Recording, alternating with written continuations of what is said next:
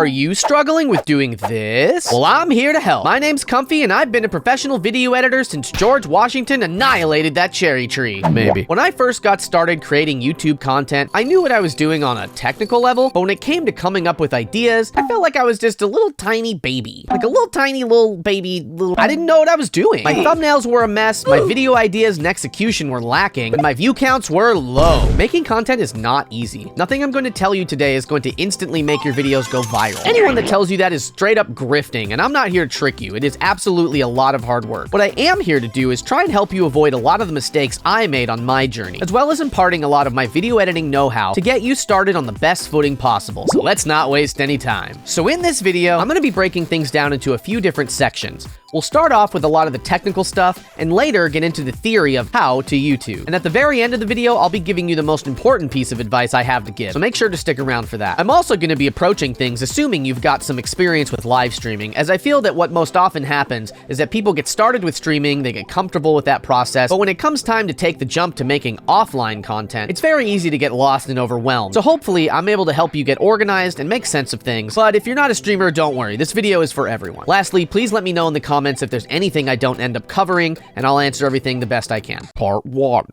The technical stuff. All right, so we are at the start of our journey. You need to choose your video editing program. There are a ton of different editors out there, but I'm going to be suggesting only 3 of them today. So first off, we have Adobe Premiere. This is the one that I use personally. I've been using this for a number of years now. I think the best thing about the Adobe suite for me is that if you get the Creative Cloud license, you just get everything. So you have a ton of different programs. You have Adobe Premiere, you get Photoshop, After Effects, Audition for audio, and then a lot of other stuff that you may or may not use. Just the ability to have all the programs kind of work together is a huge boon for me. It's also just what a lot of people use. So if you're working with other video editors, you can, collaborate a lot easier, things like that. If you want Premiere sort of a la carte, you can get it for $21 a month, it looks like. Normally, the entire Creative Cloud is about $55 a month. If you're a student, you can get it for like $20 a month. So if you have a student ID that you can use to purchase Adobe, I would absolutely suggest doing that. This is one of the biggest cons for Adobe's, and it is pretty expensive. $55 a month is not chump change. But you can write it off on your taxes, I don't know. Next up, we have DaVinci Resolve. Now, the good thing about DaVinci Resolve is that it is free. It has a very similar interface to Premiere.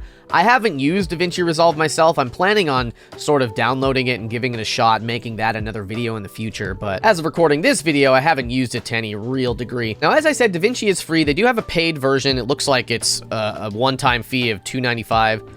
So that's pretty good. I just get it. They just make it real easy. To understand that unlocks some more features, as well as I think other programs that work in a similar way to Adobe. You know, $300 again, not chump change, but this is a one-time fee versus the month-to-month that Adobe drains you for. Truly, if you are just getting started, I would probably recommend getting this above anything else, just giving it a shot. And last, I'm going to suggest Final Cut Pro X. So this one's for Mac only. A lot of people really swear by this, and if you're on a Mac, I think it's not a bad option. And then similar to the DaVinci Studio, it looks like it's a one-time fee of about $300. There's a lot of other video editors out there that are significantly cheaper. We have Vegas, Filmora, Wondershare. You know, a quick Google search will kind of pull up a lot of these different ones. For me, I kind of recommend not going with these options. In a general sense, these are going to be a lot more beginner friendly, but that comes at the cost of flexibility in what you are able to do. These are going to be a lot more sort of bare bones when it comes to things like features. Features are cool. People like features, right?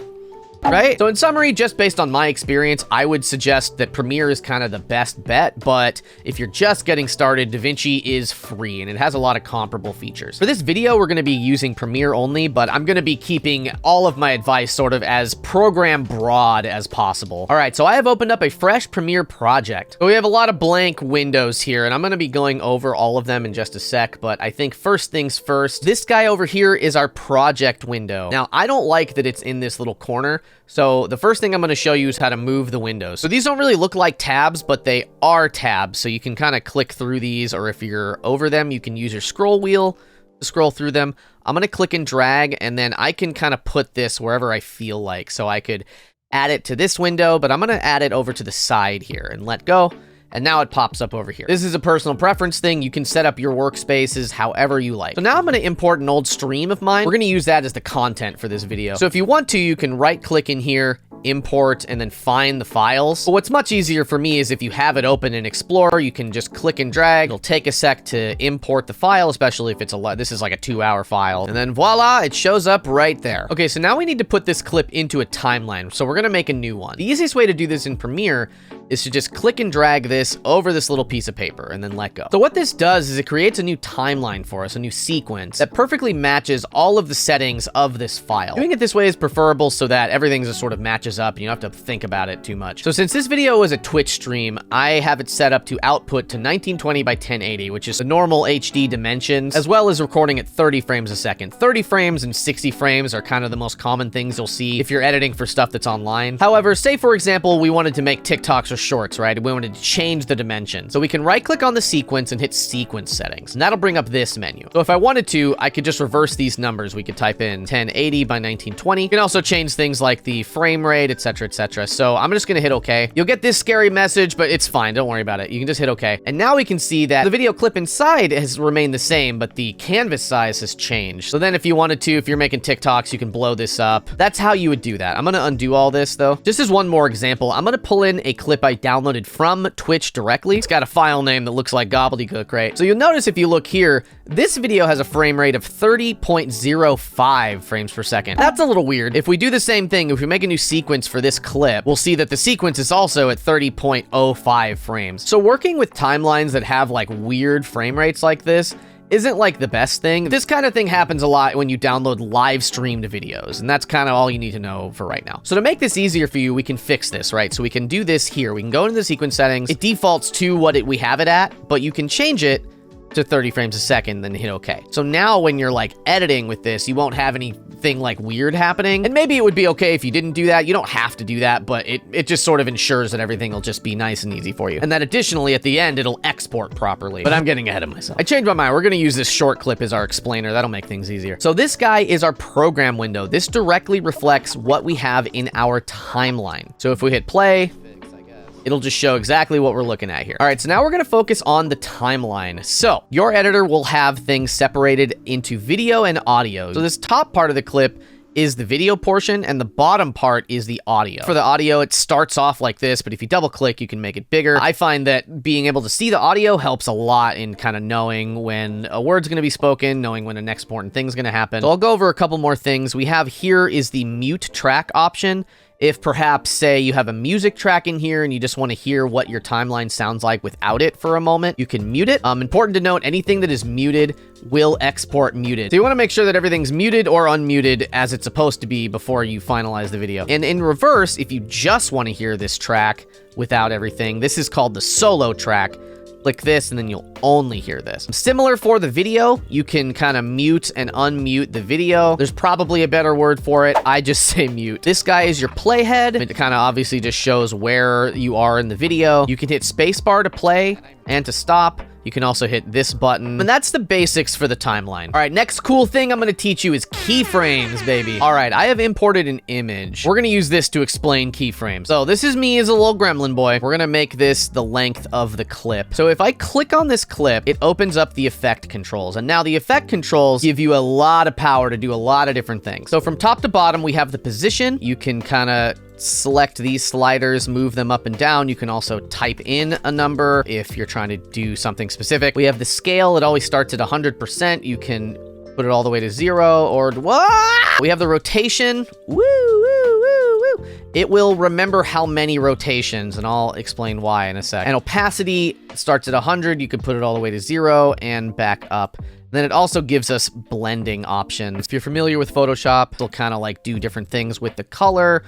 In most cases, we're just gonna leave that at normal, but it is good to know that it's there. All right, so what's a keyframe? So we got these little stopwatches over here, right? So at the beginning of this clip, I'm gonna hit this stopwatch. Boop. And now we have a little diamond there. We're gonna move the playhead over a little bit, and I'm going to move this little gremlin guy over. Now we have this keyframe here, and this keyframe at the beginning. But the way the keyframes work, what keyframes do is that they will fill in all of the information in between. So if I hit play, it's slowly moving it between those 2 points I made. And so with this information in mind, you can do all kinds of things. You can do the same thing with all of these different things, anything that has a stopwatch. So, you know, just for example, we can do the scale. We'll set one there and there. We'll make it a little bit bigger. With these 2 buttons, you can instantly teleport to wherever you have your keyframe set. And why that's useful is if I want to make more keyframes here, right? So I want this to be bigger, but I also want it to move over here at exactly this point. I can do that with these 2 buttons, right? So similar with rotation, you can set that up there, hit there. We're going to have him spin. So now if we go back, whoa. There we go. So I've used the picture as an example here, but you can do this with basically anything. It's incredibly useful. The last technical thing I'm gonna go over is exporting stuff. The export window can be a huge stressor for people that don't know what they're looking at. There are just so many options, but I'm just gonna show you the one thing that you need. So you can go up here to export, or in Premiere, you can also hit Control M. It'll bring up the export window. We're gonna assume this video is finished, right? There's a lot going on here, but the things that you need to do are pretty simple. So from top to bottom, this is the file name. We're gonna name it My Cool Video, but correctly. Oh god, nope. Next, we have the file location. Click on this, it'll open up your Explorer. Then you can find where this should go. So if we go into Comfy Edits, we'll put it in here. I haven't made the final folder yet, so we can do that.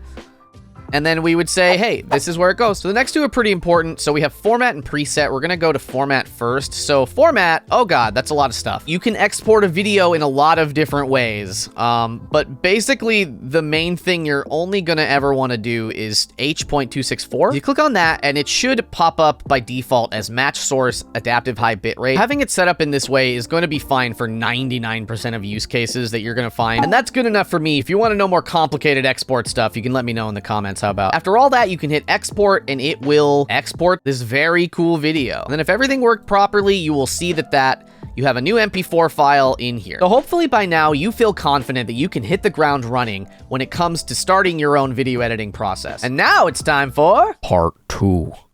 How to YouTube. So now we're gonna get into a topic that I think a lot of people struggle with, and that is, what kind of videos do I make? I've seen a lot of streamers, myself included, you know, they stream for 4 hours and some funny stuff happens and they're like, hey, I'm gonna make a stream compilation video. And they spend a lot of time taking that 4-hour video, getting it down to maybe 10 minutes. But despite how entertaining it might be, it is difficult to sort of package this video into something that somebody's gonna wanna click on. Because at the end of the day, the promise of the video is like, hey, here's some funny stuff that happened. According to a quick Google search, there are at least 80 million videos on YouTube. You need to make your video stand out. If what you're offering is like, hey, I thought this was funny, you know, 9 times out of 10, people aren't going to take that risk. You know what I mean? People will scroll on YouTube until they find something that entices them. And so again, while your video might be hilarious, it might be one of the funniest videos ever, if you can't wrap it up in an enticing package, nobody is going to click on it, right? Maybe your built-in audience, but that's it. So if you were taking your stream content and repackaging it into something small for YouTube, there's gotta be a hook. If it's like, hey, I played Minecraft for 4 hours, here's 10 funny minutes, that doesn't stand out. That's not very appealing, right? So putting that point on the back burner for a moment, let's assume now that you're making a video from scratch. You're not streaming, you're recording a video specifically for YouTube, right? The best thing you can do in thinking about making videos for YouTube is to kind of reverse engineer it. You want to think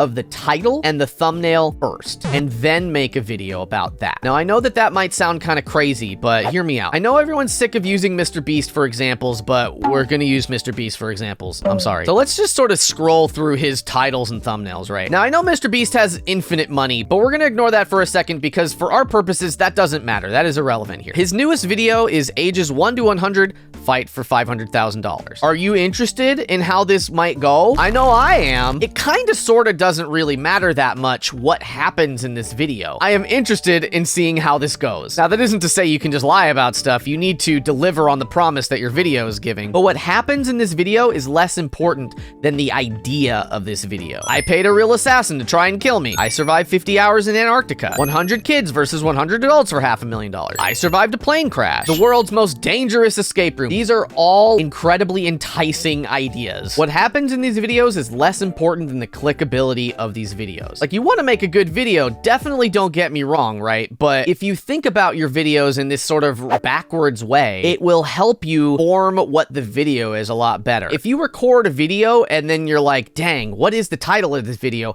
What should the thumbnail be? Like, you're already sort of at a large disadvantage, right? You have to like figure it out afterwards. You have to figure out what the story is. But if you start with what the story is, then the rest of it is gravy. And by doing so, you're going to inform the video that you're about to create a lot better. So now if we pull that VOD compilation video off the back burner, we are in this situation I just described. But if you can do your best to try and like find what the story is and like kind of cheat it, I think that's kind of your best bet. If your video is titled Funny Minecraft Moments, September 2023, I wouldn't click on that. Would you click on that? I think it's easy to lose sight of what is clickable when it's your own content, but you got to think about like, would I even click on this video? And if the answer is no, then you got to fix it, right? He really loves making this face though, doesn't he? Part 3. That important advice that I mentioned earlier in the... do you remember what I mentioned in the earlier? Okay, so I've saved the best for last. The biggest, most important piece of wisdom I can impart upon you today. Just start doing it. Just start making videos. I've wanted to make content since YouTube was new, brand new, and the only thing stopping me was me. I got in my own way and wasted years just not making videos. I was worried they wouldn't be good enough, that no one would watch them, that my equipment wasn't good enough, that I wasn't entertaining enough. So I just didn't. And I'm here to tell you today that you cannot get better at making videos if you are not actively making videos. I'm gonna level with you. Your first bunch of videos are probably not gonna be incredible. It just is what it is, and adjusting your expectations on that is crucial to your long-term success. Honestly, I challenge you to find any successful YouTube channel where their first few videos are their best performing. I'm confident you will be hard-pressed to find that. Do your best, stick with it, improve with each new video, and little by little, there's no doubt in my mind that you will succeed. Oh, but what do I know? I'm just a cat on the internet. Thank you so much for watching. If you'd like to see more, I have a video here where I give a step-by-step guide on the easiest way to make video captions.